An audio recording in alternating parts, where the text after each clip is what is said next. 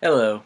Today, in the Summer of John Green, I am going to be talking about his fourth book, um, and the last one in my reading because I read The Fault in Our Stars first. But anyway, the book we're talking about today is Will Grayson, Will Grayson. It's written by John Green and David Levithan. I think I said his name right. If I didn't, sue me. I don't care. Um,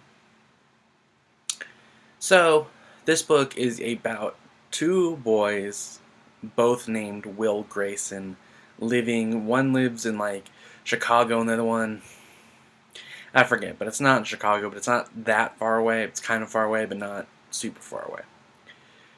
Anyway, we're introduced to the two boys separately. We have the first Will Grayson, who is the first one we're introduced to, who kind of a nerd, not super well liked, and talks about how he just got kind of kicked out, ousted from this group of friends for writing an open letter to the school newspaper supporting his gay friend's right to play on the football team. And his friend's name is Tiny Cooper. And he describes him as not the gayest man alive, nor the largest man alive, but the largest gay man alive. Um, and Tiny Cooper is probably, he interacts with both the Wills eventually and is like a force of nature, super fabulous, giant human being that is a character, truly like flamboyant and crazy and entertaining.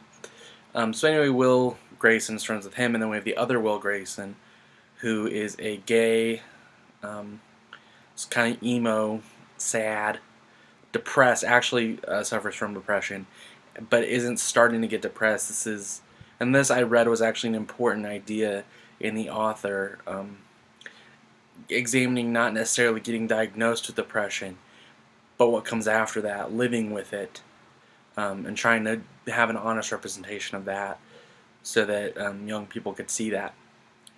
So anyway, it alternates chapters between each one of them and their different stories, and how they intersect and how they meet each other, and how it all plays out. And it kind of centers around the production of Tiny Cooper's musical, essentially about his own life. Um, it was okay. It was definitely my least favorite out of all the John Green books I was reading. Um, some of that could be because it was felt a little stretched out. Honestly, some of it's probably because you have two people writing it, so not everything matches up perfectly. Um, Also, just the voice of the second Will Grayson. I understand that people get upset, but when people are just overly like downers, it just bugs. So I'm not a huge fan of that. Yeah, it was definitely the least special, the least entertaining, and the least smart of his books. I'm not gonna say it was bad. It definitely wasn't bad. There were entertaining parts. I got through it very quickly. It's fun. It was still a pretty fun read, um,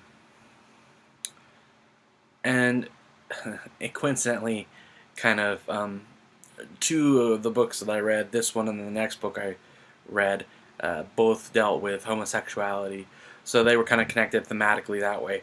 A little interesting to see different kind of takes on it and stuff, especially one that's way more modern than the second book I read is a little older. So definitely interesting. Um, I'd recommend it if you're gonna read. If you like John Green, you probably like this.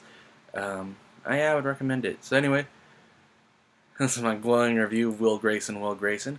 I'm going to be doing a wrap-up video for all the John Green, the summer of John Green.